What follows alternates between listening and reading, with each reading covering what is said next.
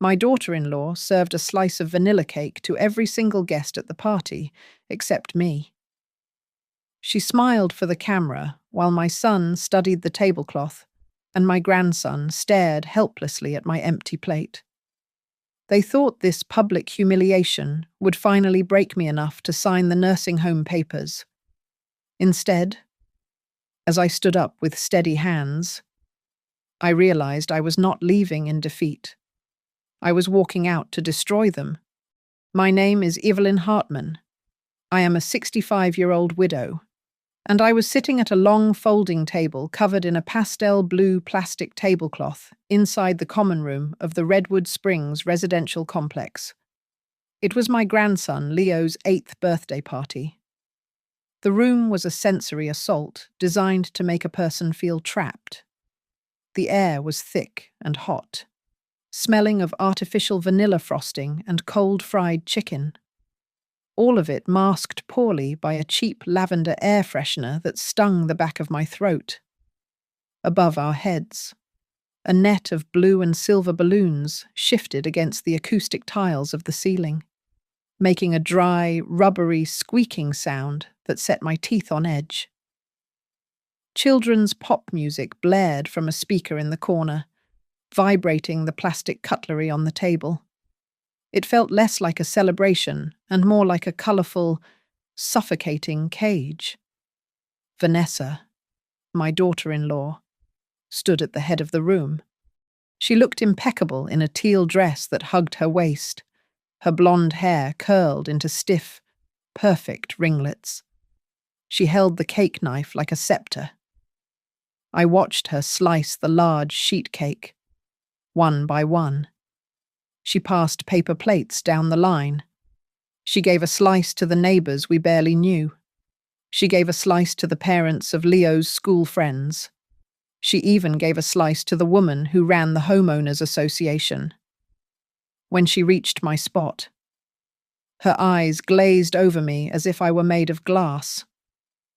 She turned her hip and handed the next plate to the man sitting on my left. A mother across from us was filming the singing on her phone, and I knew with a sinking dread that the lens had captured the exact moment I was erased. My heart began to hammer against my ribs, a frantic rhythm that made my palms sweat. The sound of metal forks scraping against plates sounded like knives dragging across bone. The cloying sweetness of the frosting wafted toward me, and for the first time in my life, the smell of sugar made me want to vomit. I had swallowed so much pride since my husband Frank died. I had swallowed insults and loneliness. But as that plate bypassed me, something inside my chest did not just bend. It snapped. I looked at Leo. He was standing behind the cake, his small hands gripping the table edge. He looked at me, and his eyes were wide with a mixture of shame and panic. He wanted to say something.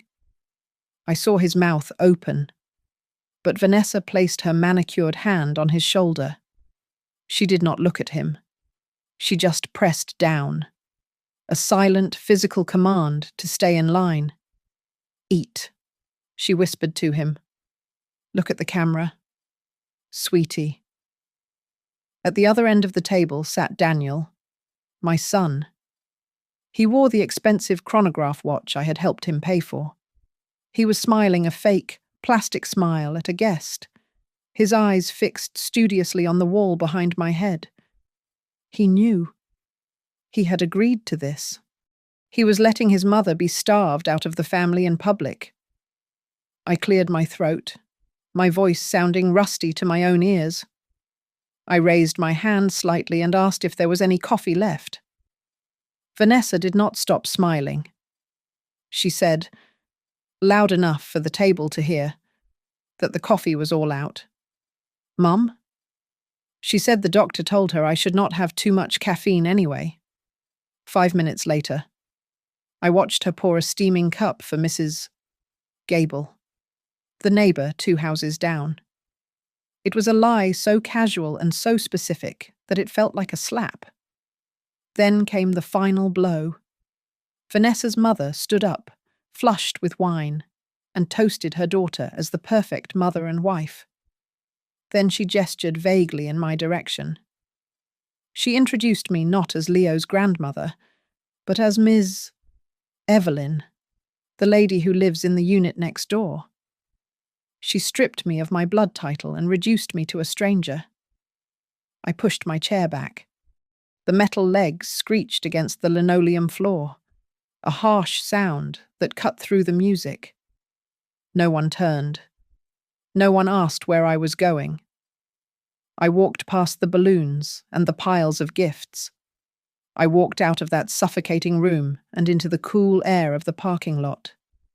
The day they served cake to the whole world except me was the day I decided to stop being kind. I did not start my life as a woman who could be silenced by a slice of cake. I was born in a grit-tooth industrial town where the sky was permanently grey from the steel mills. I learned to work before I learned to read. For most of my adult life, I was a night nurse, spending 12-hour shifts walking the silent corridors of the county hospital, my shoes squeaking against the polished floors while the rest of the world slept. When my shift ended, I did not go home to rest.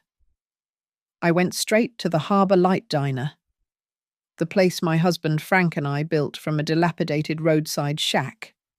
For 30 years, we did not take a single day off. My body remembers the labor even if my mind tries to forget it. I remember the sensation of ankles swollen to twice their size, throbbing in rhythm with my heartbeat.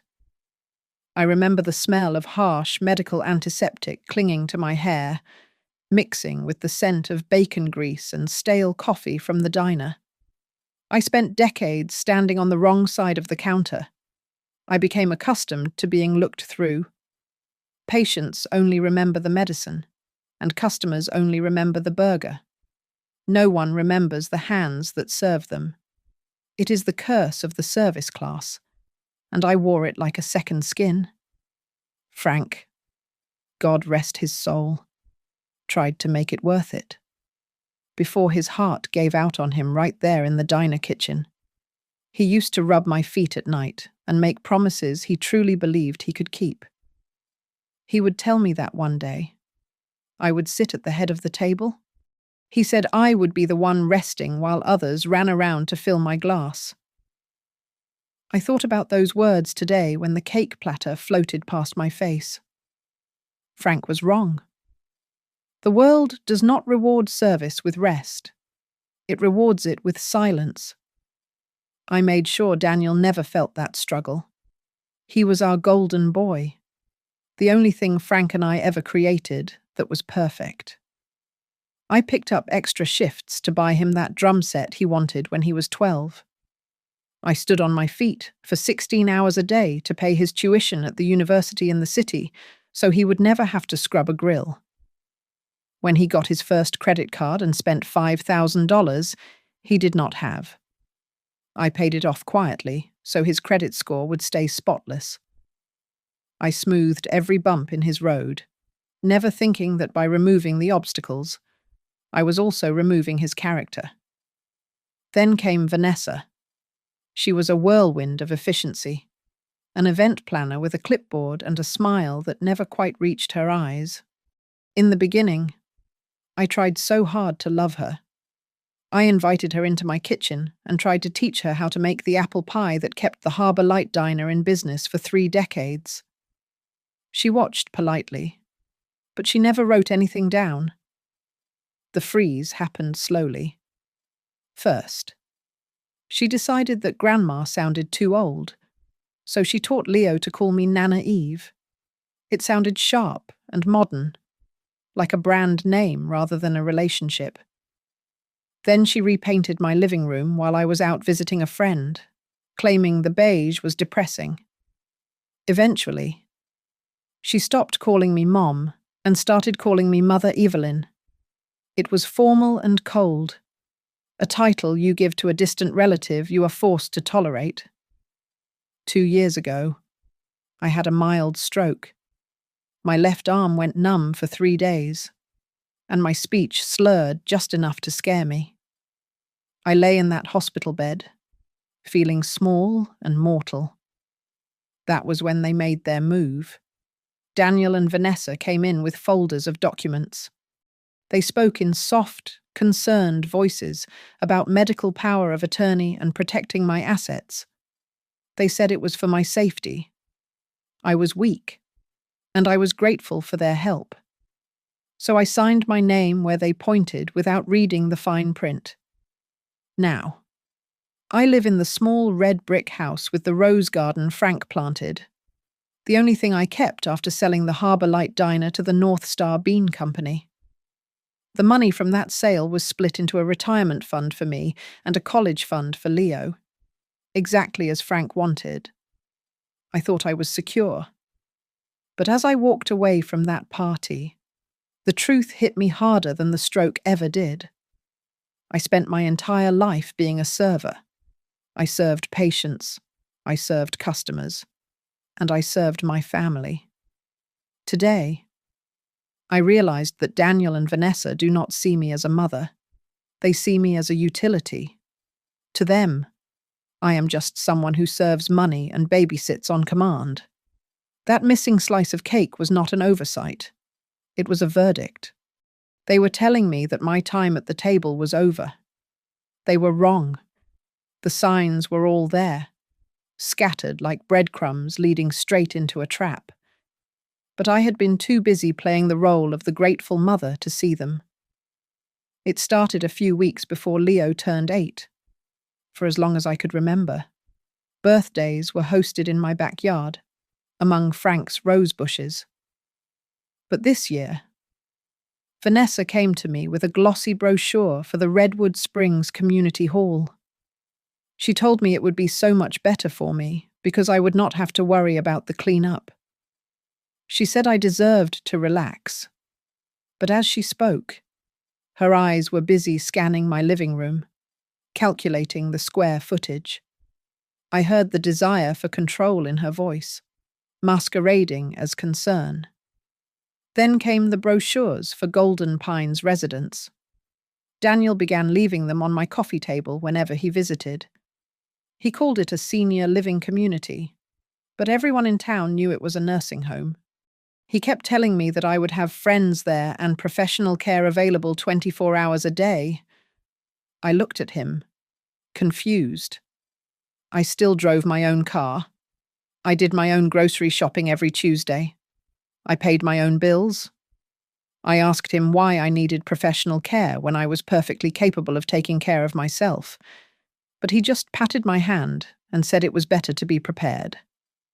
The unease turned into suspicion one afternoon when I overheard Vanessa on the phone. I was in the kitchen making tea, and the door to the living room was cracked open just an inch. Her voice was low, urgent. I heard her say that the credit card debt was manageable if they could just get the bridge loan.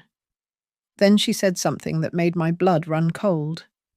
She said they needed to free up the capital from the brick house. My house. She spoke about my home not as a place where her husband grew up, but as a pile of money waiting to be liquidated. A few days later, Leo came over after school. While I was pouring him a glass of milk, he looked over his shoulder to make sure his mother was not in the driveway. He leaned in close, his voice a whisper. He told me not to be mad if things were weird at the party. He said he was not allowed to say anything, but he did not like the game his mum was playing. It broke my heart to see an 8-year-old burdening himself with the secrets of adults. He knew something was coming, something cruel, and he was powerless to stop it. The real shock came at the doctor's office. I went in for a routine checkup, and Dr. Evans, who had known me for 20 years, looked at his computer screen and asked me casually if I had set a date for the move to Golden Pines yet. He said Daniel had told him I finally agreed it was for the best.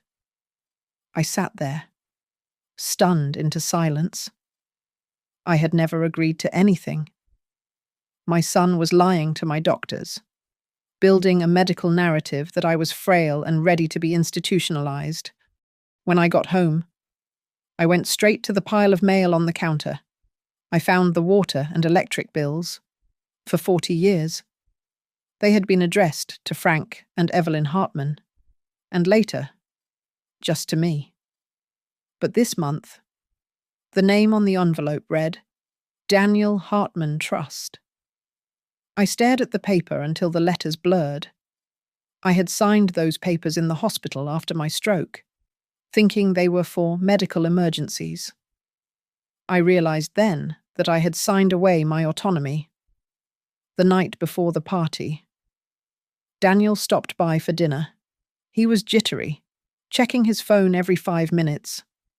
Before he left, he gave me a stiff hug and told me to dress nicely for the party. Then his tone dropped.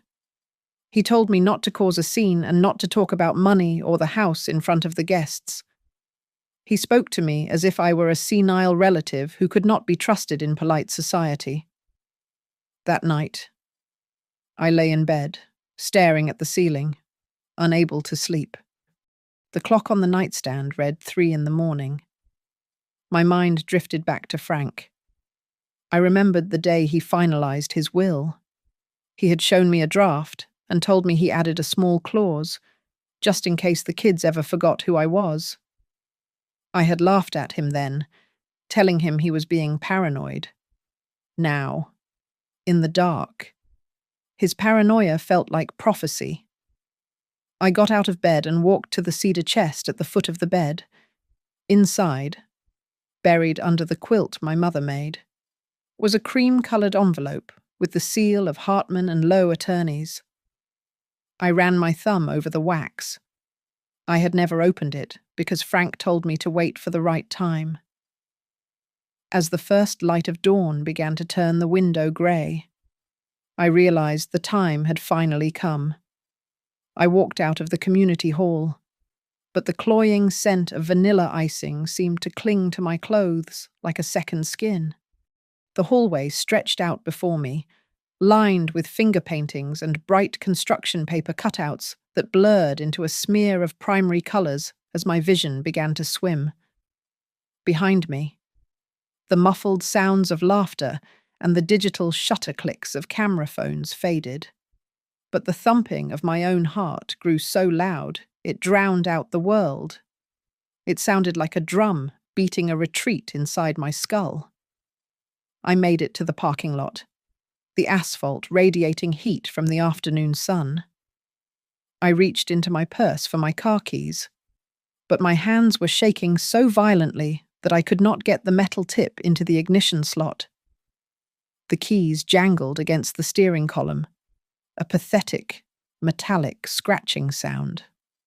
A woman I recognized from the party walked past me toward her minivan.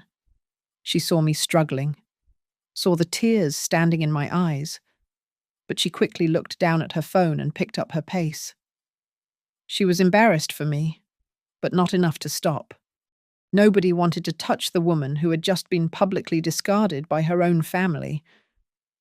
I collapsed into the driver's seat and slammed the door shut, isolating myself in the stifling heat of the car.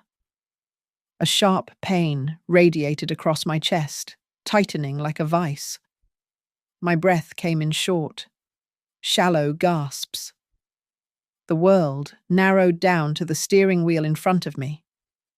I whispered Frank's name, begging him not to let me die in a parking lot while our son ate cake inside. I told myself it was just my blood pressure spiking. I told myself I was not having a heart attack. I was a nurse. I knew the difference. But fear is a powerful liar. A beat-up sedan pulled into the spot next to mine. The driver's door opened, and Rosa Martinez stepped out. She was my neighbor, a woman in her 50s who had helped me carry groceries more times than my own son had in the last year. She took one look at my pale face through the glass and immediately tapped on the window. I tried to wave her away, mouthing that I was fine, but Rosa ignored me. She pulled her phone out and dialed 911 without breaking eye contact with me. The emergency room was a blur of bright lights and antiseptic smells that reminded me of my working days. After an hour of tests, the doctor told me my heart was fine physically, but I had suffered a severe panic attack brought on by extreme stress. He warned me that at my age, this kind of stress was a precursor to a stroke. A hospital social worker came by my cubicle a few minutes later. Rosa had apparently told the intake nurse about the scene at the party, about the cake, and about the cruelty. While I lay there waiting for my discharge papers, I heard two nurses talking in the corridor outside my curtain. One of them mentioned that they were seeing more cases like this in Redwood Springs lately. She said it was always the same story. Older women signing papers they did not understand while they were confused or medicated, only to find out later they had been evicted from their own lives. Her words felt like a cold blade sliding between my ribs. Rosa sat in the plastic chair next to my bed, twisting her purse strap. She looked at me with dark, serious eyes and asked me if I was absolutely sure the house was still in my name. I tried to laugh, but it came out as a dry cough. I told her of course it was, but the certainty in my voice died as soon as the words left my mouth. The social worker, a sharp young woman with a tablet, offered to check the public records for me right there. She said it was a matter of public record in Harrison County. I nodded, my throat too tight to speak. She tapped on the screen for a moment, her face illuminated by the blue light. Then she stopped. She frowned and looked up at me with pity in her eyes. She turned the tablet around so I could see. The owner of the property on Elm Street was not Evelyn Hartman. It was listed as the Hartman Family Living Trust. The trustees were listed clearly below Daniel Hartman and Vanessa Hartman. My name was nowhere on the document. Not as an owner, not as a trustee, not even as a beneficiary. I took the printout the social worker handed me. The paper shook in my hands, making a crinkling sound that reminded me of the knife cutting through the cake crust earlier that day. I stared at the empty space where my name should have been. It turned out the empty chair at the birthday party was just a physical rehearsal for the reality they had already created on paper. They had not just erased me from the celebration. They had erased me from my own life. The next evening, Rosa returned to my house, but she did not come alone. She brought her niece, Lena, a sharp-eyed woman of 27 with curly hair pulled back in a messy bun and a laptop tucked under her arm.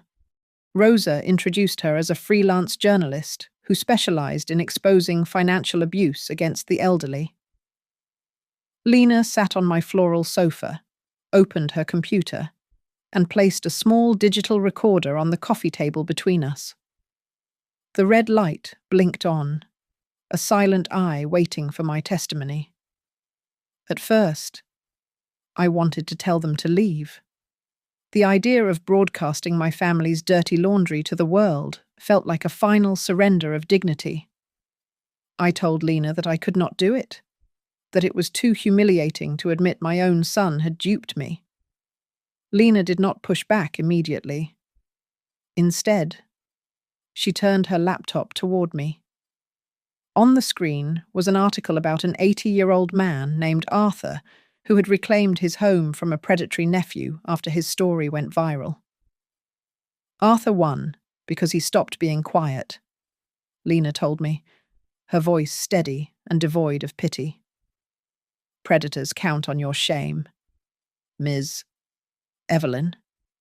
Silence is the only weapon they have left. Rosa leaned forward and placed a hand on my knee. She told me something that made the pieces of the puzzle click together with a sickening finality. She revealed that she used to attend a prayer group with Vanessa's mother years ago. Rosa said the woman had once confessed, in a moment of tearful honesty, that Vanessa had always spent more money than she could ever earn. Her mother had said Vanessa was perfect on the outside, like a polished apple. But there was something rotten at the core.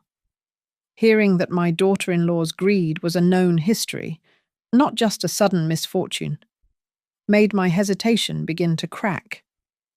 I took a deep breath and started to speak. Lena asked me to describe everything. I told her about the suffocating smell of the vanilla frosting, the screech of the balloons, and the way Daniel looked at his watch while I was being erased from the room. I described the hospital room where I signed the papers, the trust in my heart that they had used as ink to sign away my rights. Lena typed furiously, capturing every word. Then came the moment that changed everything. Rosa pulled her phone out of her pocket. She said she had been standing outside the glass doors of the community hall waiting for me when she started filming because she thought the decorations looked nice. She had captured the moment. She played the video for us. Through the glare of the glass, the image was slightly blurry, but the audio was undeniable.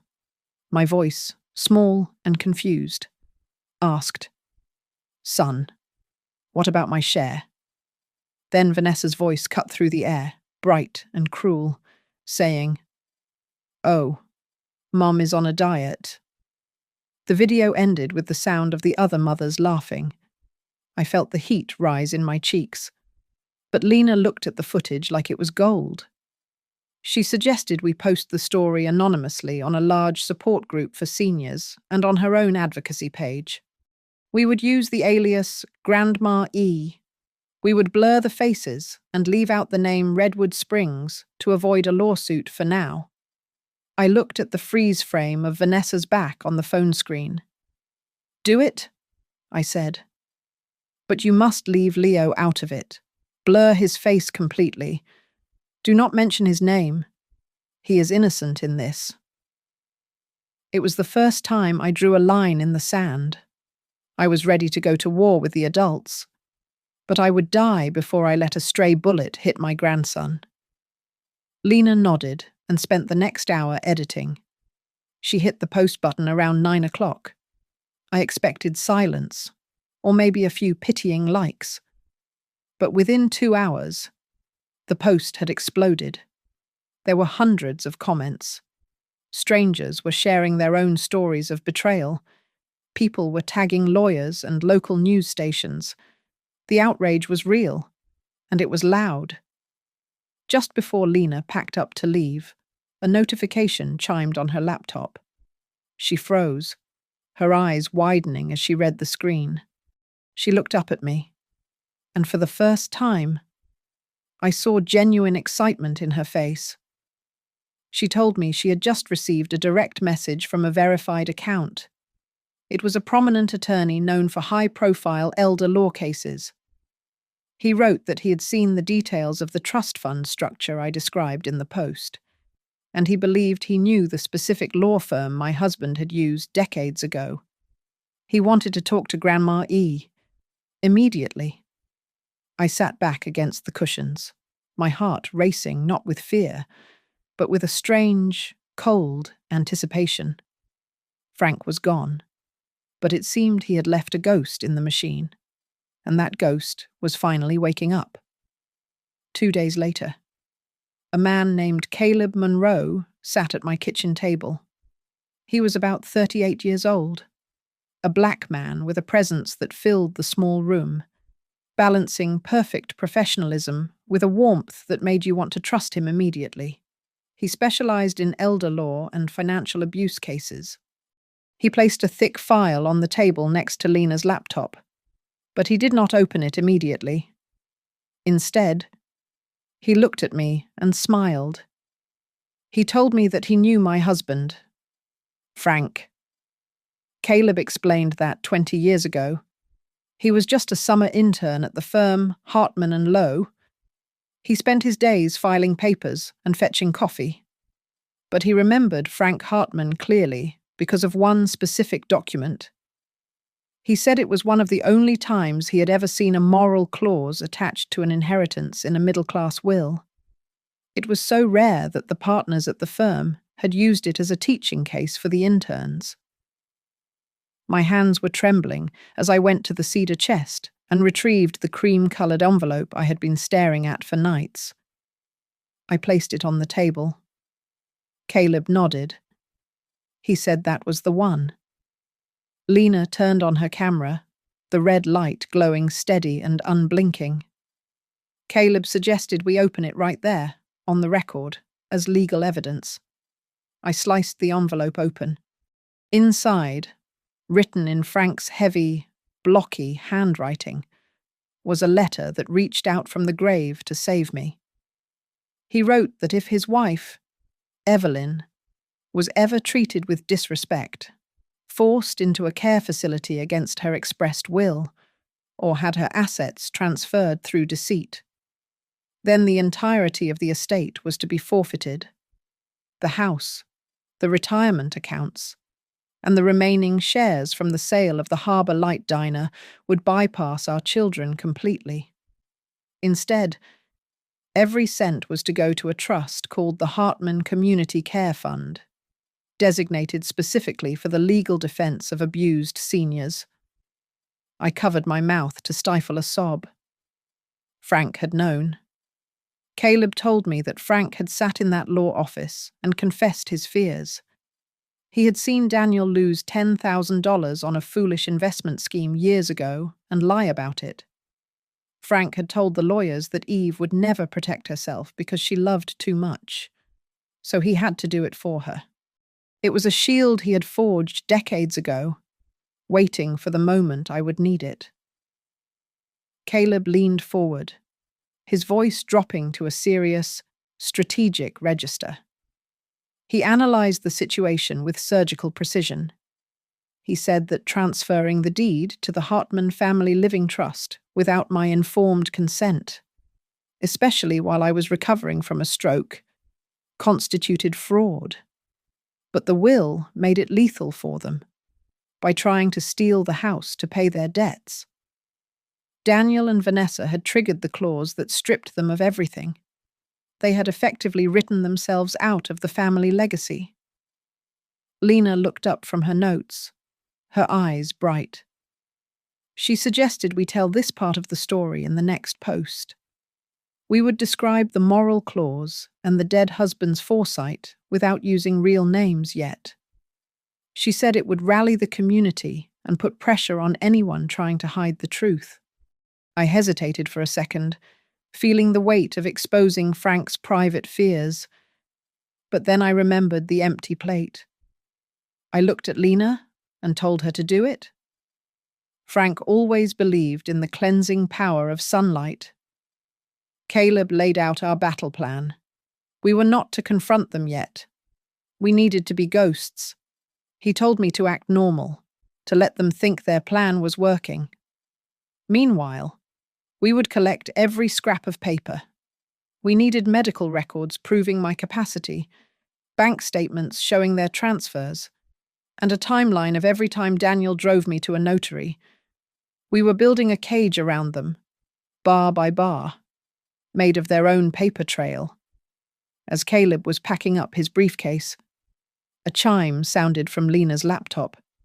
It was a loud, insistent ping that echoed in the quiet kitchen. She stared at the screen, her mouth falling open. She turned the computer around so we could see. A major national lifestyle news site had just shared the story of Grandma E and the forgotten cake. The view counter was spinning upward so fast it was a blur. The story was no longer just a local scandal. It was becoming a wildfire, and the smoke was about to reach Daniel and Vanessa's front door. Paranoia is a quiet thing before it becomes a scream. In the days following the viral post, the silence from Daniel and Vanessa's house was heavy, but I knew the walls were closing in on them. Friends had started forwarding the article to Vanessa, asking if the story of the forgotten cake sounded familiar. I imagined her laughing it off with a forced smile, denying it while her stomach churned with anxiety. I later learned she had even logged into the community hall's security system to check the footage, terrified that the hall cameras had caught her act of cruelty. She did not find anything there. She was looking in the wrong place. I invited Leo over for a sleepover on Friday night. I told Daniel I just wanted to see my grandson, keeping my voice light and harmless. Daniel agreed reluctantly.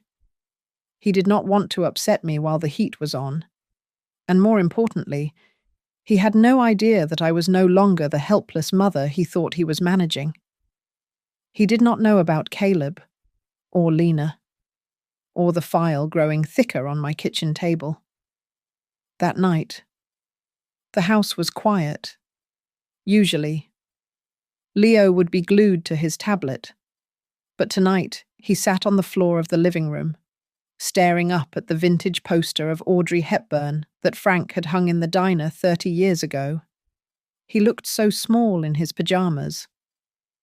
He reached into his backpack and pulled out a small red video camera. It was the cheap one he had used to vlog his birthday party. He held it out to me, his hands trembling slightly. He told me he thought I needed to see what was on it. I took the camera and pressed play. The screen was small, but the picture was high definition. The video did not start with the party. It started in the storage room at the back of the community hall, about 20 minutes before the guests arrived. The camera must have been set down on a shelf, hidden behind a stack of napkins, recording while Leo tied his shoes. On the screen, Vanessa was fixing her hair in a small mirror. She was laughing with a friend of hers. The audio was crisp. She said, "Just wait until you see her face when she gets no cake. We need to let her understand that she is just a guest now. She does not own anything anymore." Her laughter was sharp, devoid of any warmth. Then, Daniel's voice drifted in from off-screen. This was the part that shattered the last remnant of my denial. He sounded soft, almost regretful, but his words were a calculated betrayal. He said, "It is mean, babe, but she has to get used to the new reality. Before we move her to Golden Pines, people need to see that she is not stable. If she freaks out over cake, it helps our case." I sat there in the dim light of the living room, the camera feeling heavy as a brick in my hands. My son was not just a passive participant. He was an architect of my downfall. He was actively planning to paint me as mentally incompetent to justify locking me away. I looked at Leo. He was crying silently. He told me he did not know what to do, so he just let the camera keep rolling. He said he was sorry. I pulled him into my arms and held him tight. An 8-year-old boy was willing to stand up against his parents because he had a stronger moral compass than they did. He had chosen truth over his parents, and that terrified me as much as it comforted me. When Caleb and Lena watched the footage the next morning, the room went deadly silent. Caleb sat back in his chair and let out a long breath. He said this was the golden evidence. It was no longer just a dispute about a party or a misunderstanding about a deed. It was proof of intent. It proved they were manufacturing a narrative of instability to facilitate fraud. I sent Leo home with Rosa that afternoon so he would be safe. That night, I could not sleep. I paced around my kitchen, running my fingers over the deep scratches in the oak table Frank had built with his own hands. This table had seen family dinners, homework sessions, and holiday feasts. Now, it was a war room. I wrestled with the mother in me who wanted to forgive, to find an excuse for Daniel. But then I heard his voice in my head again, calmly discussing how to make me look crazy.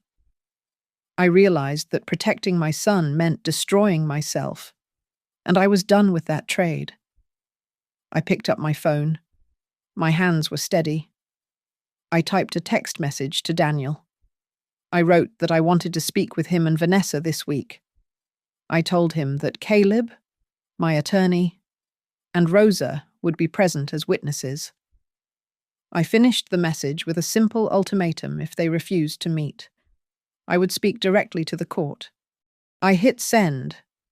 It was the first shot fired in the open, and there was no turning back. The family meeting took place on a Wednesday evening in the small conference room of the Grace Community Church.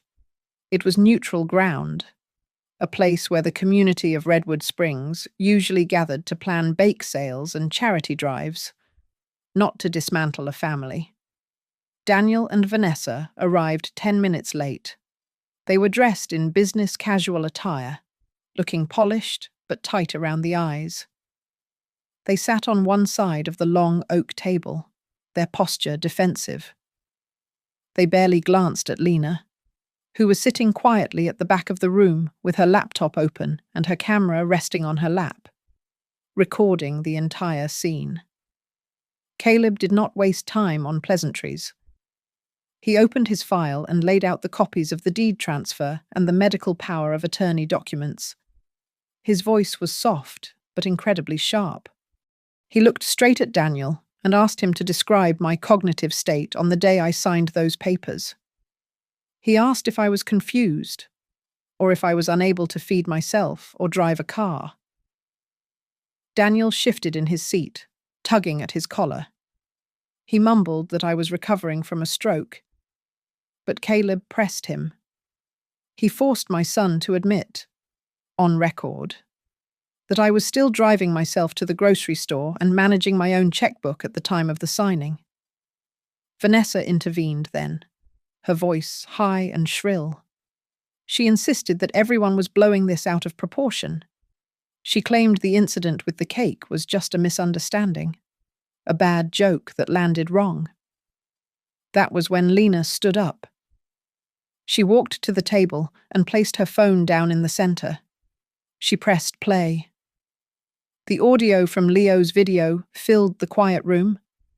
The sound of Vanessa laughing in the storage room was followed by Daniel's voice, clear and undeniable.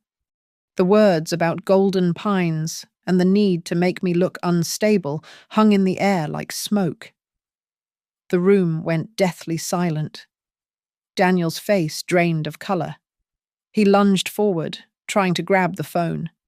But Rosa was faster. She snatched the device away and stood between him and the table, her expression fierce. On the table, my own phone was propped up, connected to a video call with Leo, who was safe at Rosa's house. Vanessa saw his face on the screen. She did not look ashamed. She looked furious. She screamed at the screen, calling her own 8-year-old son a traitor who had betrayed his mother. It was a moment of pure, unfiltered ugliness that the camera captured perfectly. Caleb let the silence stretch for a moment before delivering his ultimatum. He told them they had 2 choices. They could sign an agreement right now, returning the full ownership of the house to me, revoke all powers of attorney, and accept a court-appointed financial monitor. Or we would file a lawsuit immediately and release all the evidence, including the video, to the press. He reminded them that the story was already viral, and this video would be the nail in the coffin of their reputations. Vanessa refused to back down, cornered and desperate. She chose to attack. She threatened to sue Lena for defamation and invasion of privacy. She pointed a finger at me and loudly declared that I was mentally unstable, shouting that I was manipulating everyone. She was stripping herself bare before the community, showing the exact cruelty that her mother had warned Rosa about years ago. Just then, Lena's phone buzzed with a notification. She looked at it, and then looked up at Daniel and Vanessa with a grim expression. She told them it was too late to threaten silence. A local television station had just aired a segment on the Grandma E story during the 6 o'clock news. They had used the blurred footage of the party. The public outcry was no longer a trickle. It was a flood, and it was completely out of their control. The meeting ended in a stalemate. Daniel, looking like a man who had just watched his life collapse, asked for 24 hours to think. Vanessa grabbed her purse and stormed out of the room, slamming the heavy church door so hard the windows rattled. Caleb gathered his papers calmly. He leaned over to me and whispered that this was good. He said that from this moment on, every word they said could be used in court. They had revealed exactly who they were. I went home alone that night. The house was quiet, but it felt different now. It felt like mine again. I sat in the living room and picked up the silver picture frame that had sat on the mantel for 30 years.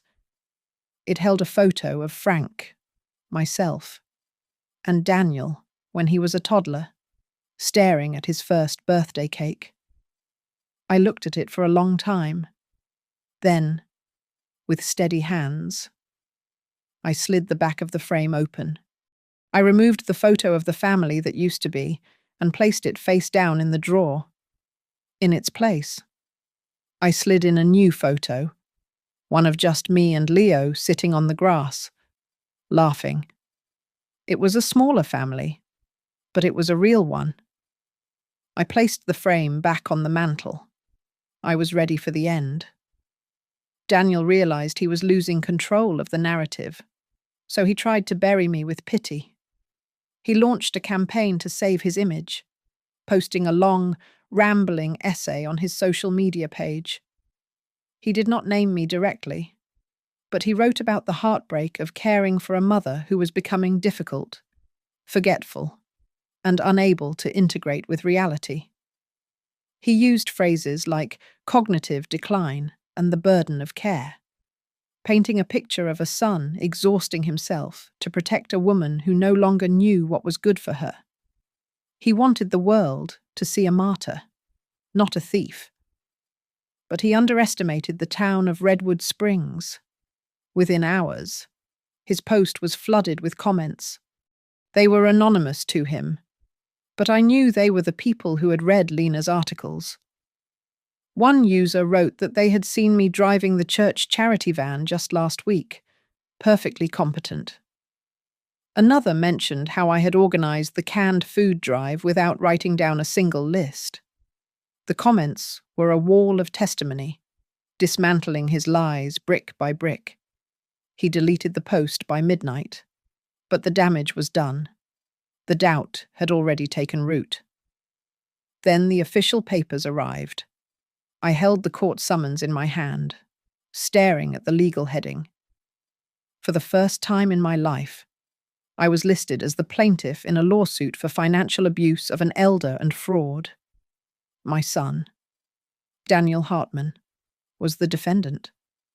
My hand shook so hard that the paper rattled. Seeing his name there, positioned as my enemy in black and white, made my stomach turn. It felt unnatural, a violation of the biological order. But I reminded myself that I did not start this war. I was just surviving it. The nights leading up to the trial were the hardest. I could not sleep. When I did drift off, I found myself back at the Harbour Light Diner in a recurring nightmare. Frank was there, wearing his grease-stained apron, wiping down the counter with slow, rhythmic circles. I would call out to him, begging him to turn around, to tell me I was doing the right thing. But he never looked at me. He just kept wiping the counter, his back a wall of silence. In the dream, I felt like he was punishing me. He was angry that I had let our children become people who would devour their own mother. I woke up sweating, the smell of stale coffee and regret heavy in the room. Leo was suffering too. He had stopped speaking when his parents were in the room, retreating into a shell of silence to survive. One evening, My phone buzzed with a text from him. It read, "Grandma, I will tell the truth if they ask me. I am scared. But I am more scared that they will take your house." I cried when I read it. An 8-year-old boy was willing to stand up in court and testify against his parents because he had a stronger moral compass than they did. He was placing himself in the line of fire to protect me. Caleb was relentless in his preparation. He assembled a mountain of evidence that painted a damning picture. He had the medical records from my stroke, proving I was vulnerable when they shoved the papers in front of me. He had the bank statements showing thousands of dollars siphoned from my retirement fund directly into a joint account held by Daniel and Vanessa. Money that was immediately used to pay off credit card debt. And he had the video Leo had filmed, the smoking gun that proved their intent was malicious from the start. 2 days before the hearing, Daniel's lawyer reached out with a settlement offer. It was an insult wrapped in legal jargon. They proposed a private mediation. They would return 50% of the house to me and agree to pay for a nursing home facility in the future. In exchange, I had to sign a non-disclosure agreement, retract all statements made to the press, and publicly state that the family had resolved a misunderstanding. They did not care about making it right. They only cared about silencing me to save their reputations. For a moment, I wavered. I thought about Daniel losing his job if this went to trial. I thought about Leo being caught in the crossfire of a public scandal. I almost reached for the pen. But then Rosa, Caleb, and Lena stood around my kitchen table and stopped me. Caleb told me that if I accepted that deal, I was validating their behavior. I would be agreeing that I was only worth half a house and a future in a facility I never wanted. On the morning of the trial, I stood before the full-length mirror in my bedroom. I was wearing Frank's old navy blazer. It was too big in the shoulders, but I had rolled up the sleeves. It smelled faintly of cedar and old tobacco. I smoothed the lapels and looked at my reflection. I saw the grey hair and the deep lines etched around my mouth. But for the first time in months, I did not see a victim. I spoke to the woman in the mirror, my voice steady in the quiet room. I said, "Today, I will not just be his mother. I will be the witness against him." The hearing began in a small courtroom in Harrison County, a room that smelled of floor wax and old paper. The back benches were filled with local reporters and a handful of neighbors from Redwood Springs who had followed the story online. Rosa and Lena sat in the front row behind me, flanked by Caleb, who looked as calm as a statue. On the other side of the aisle, Daniel and Vanessa sat stiffly in their pressed suits, staring straight ahead, trying to maintain an air of aggrieved dignity. When I walked to the witness stand, I made a point to look at Leo first. He was sitting next to a court-appointed child psychologist, his legs swinging nervously. I gave him a small nod before I turned to the judge. I told the story of the birthday party, detailing the humiliation of the forgotten cake. But I did not stop there. I recounted the confused signing of the papers in the hospital and the slow, systematic erasure of my presence in my own home. My voice broke once or twice, but I never stopped speaking. The judge listened intently, making a note on his pad that I was lucid, articulate, and showed zero signs of the cognitive decline my son had claimed. It was the first victory of the day. Then Caleb took the floor. He was methodical. He played the video of the party, then the footage Leo had captured in the storage room. He projected Frank's handwritten letter onto the screen, highlighting the moral clause in red. He presented my medical records that directly contradicted Daniel's claims. With every piece of evidence, Vanessa's face grew paler, and Daniel slumped lower in his chair. Their lawyer tried to call for a recess twice, clearly unprepared for the avalanche of proof Caleb had assembled. The turning point came when Leo was called to testify. The judge cleared the press from the room to protect him, but the tension remained. Leo spoke in a small, trembling voice. He told the court that his parents had instructed him to smile for the camera, even if Grandma did not get a slice of cake. He repeated the words he had heard them say, that they needed people to see me as unstable, so everyone would understand that they were doing the right thing by locking me away. It was a devastating admission that stripped away the lie of benevolent care. The defense attorney tried to paint me as a vindictive woman who had shamed her family online, but Caleb countered immediately. He argued that if the system protected the elderly effectively, I would not have needed to go to social media for help. He said that in this case, transparency was my only shield against erasure. The judge nodded in agreement. The verdict was swift and crushing. The judge declared all asset transfers signed after my stroke to be null and void due to undue influence and lack of capacity. The ownership of my house was returned to me immediately. Then came the final blow. The judge ruled that Daniel and Vanessa's actions had triggered the moral clause in Frank's will. They were formally disinherited. Their share of the estate was diverted entirely to the Hartman Community Care Fund. The judge also referred the case to the district attorney for potential criminal charges regarding financial abuse and issued a permanent restraining order preventing them from making any medical or housing decisions for me. As we walked out of the courtroom, Daniel tried to approach me in the hallway. He looked wrecked. He told me that I had destroyed his life over a single piece of cake. I stopped and looked him in the eye. I told him that he was wrong. I told him that he had destroyed his life the moment he decided to make his mother invisible. The cake was just the evidence. I turned my back on him and walked away without offering a hug or a word of comfort. 1 year later, the atmosphere at the Redwood Springs Community Hall was very different. We were celebrating Leo's 9th birthday. The crowd was smaller this time, just Leo's close friends. Rosa, Lena, Caleb, and me. Vanessa was not invited. Daniel had sent a gift by mail, but he did not dare to show his face. I brought the cake out myself. It was a simple vanilla sponge with strawberry frosting that I had baked in my own kitchen. I set the cake down and picked up the knife. The children lined up, their eyes wide. I cut the slices carefully, placing them on plates and handing them out one by one.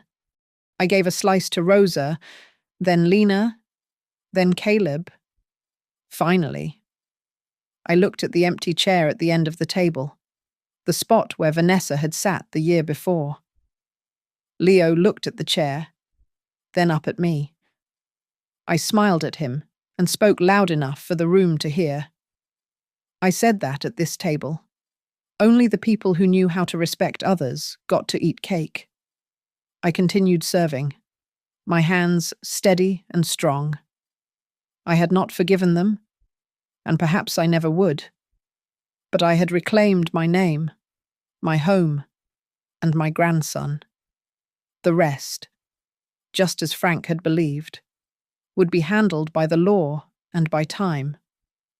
Thank you so much for listening to this story, and I would love to know where you are tuning in from. So please leave a comment below, sharing your location and your thoughts on the verdict. If you enjoyed this journey, please subscribe to the channel Grandma's Family Diary, hit that like button, and smash the hype button to help this story get heard by even more people.